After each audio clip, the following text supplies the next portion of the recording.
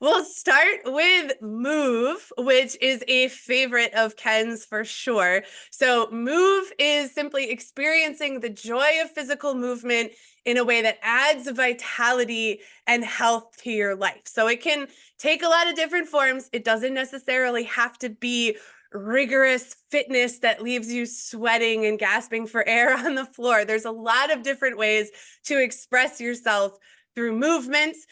Ken likes the gasping for air on the floor version for some weird reason, but doing Spartan races and all that fun stuff. But yeah. So Ken, you want to give us a little bit more on the move practice? Yeah, and yes, and I do take it to an extreme, but that's probably my favorite of the practices. So that's a point of emphasis, and that's okay. It's good to know that for yourself as you're thinking about all of these. You'll relate to them different ways. One thing to consider with Move, though, research more and more, especially over the last 10 years, this is movement and exercise is a miracle drug. It is the thing that will keep you living long and living well, far beyond anything else that you can possibly do in your life. So, thinking in terms of how you integrate movement practices that are going to keep your muscles strong, which has an incredible amount of not only impact on metabolically on your body, but brain health, resistance to all kinds of cancers, Alzheimer's, everything. So, and there's just tons of research. So it's worth looking into if you need a little bit of motivation for that. But the idea is thinking, what are movement practices that you enjoy? And what are movement practices that are investments in your future self? The self that you're going to be 10 years from now as you're moving through your life and your relationships change and your careers change and your interests change. You're going to take your health with you. That's the thing that's going to, as Dennis Waitley said, get you from birth to death with the least amount of overhauls. What's the way he used to describe it? Yeah, and there's I think one of the best things to think about, if especially if you're a busy professional or a busy parent or a busy both, which is two full-time jobs plus trying to figure your own self out through all of that and maintain some sense of autonomy when most of your time is spoken for.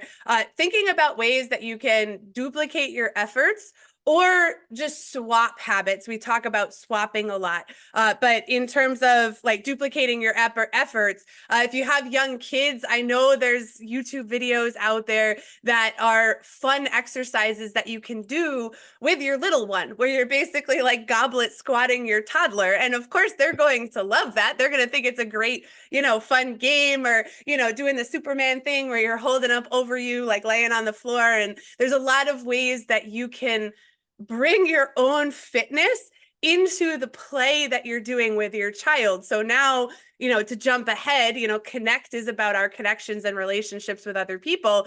Now you're getting a 2-for-1 special where you're connecting with your kid, you're spending time with them when you're not staring at a cell phone, and you're strengthening that relationship while you're also strengthening your body. And then the other one is actually, do you have anything to say about duplicating your efforts with Move before I mention the other thing? Yeah, I think just the other thing to consider is how can you creatively weave the concept of movement into your work, like your work day. So whether it's a walking, treadmill and a standing desk, or like I do a lot of calls with clients and I'll get permission to walk. Some might even do while I'm doing zone two running. And it keeps me from getting out of breath. So, if they're okay with that, you can do that kind of thing. But being creative and prioritizing ways to weave it in, because the idea isn't you move to start your day and then sit on your butt. That's actually not very healthy for you. So you've got to find ways to keep weaving it in and out throughout your day. Which leads me right into the second point that I wanted to bring up. Exercise snacking is something that a lot of research is showing is very beneficial. So that would be right now when we're working anyways to start thinking about think a little bit. You have chunking is the most effective way to get work done. If you try to just plow through 4 hours without taking any breaks, you're going to hit that point of diminishing return. So you need to build in breaks before you mentally get tired. And one of the best ways to do that is every 45 minutes, 50 minutes, however you're breaking up your workday, give yourself a little movement break and do some squats or lunges or pull-ups if you have access to a pull-up bar, or push-ups or something to kind of get your blood flow going. So now you've done stuff to help your brain think better when you go back to work, and you've also, brought that little bit of exercise in for your body as well. And there's a lot of benefits to exercise snacking that the studies have been showing.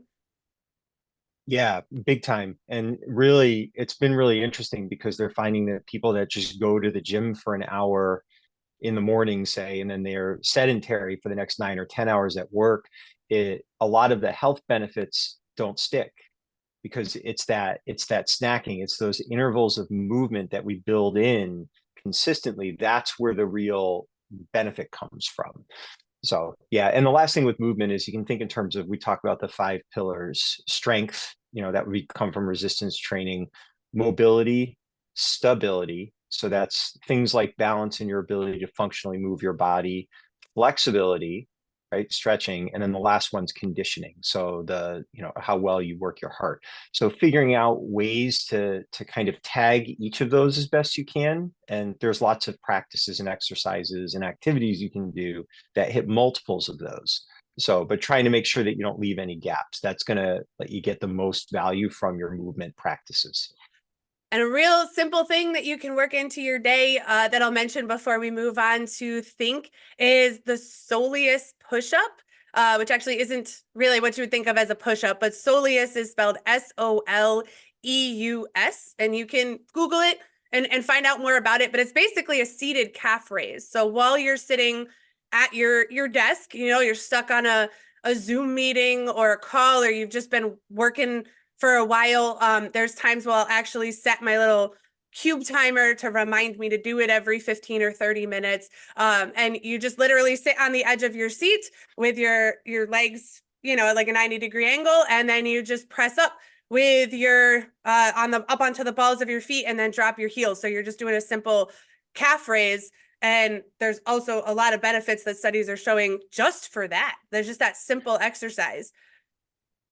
Yeah, Harvard Medical School is studying it right now because it's crazy. It's like the equivalent of going for a run, Yeah. like what it does for you metabolically. And they're finding it could help with diabetes and all kinds of crazy stuff. And it just has to do with the way that muscle activates and stimulates when you do that simple movement. So it's pretty cool.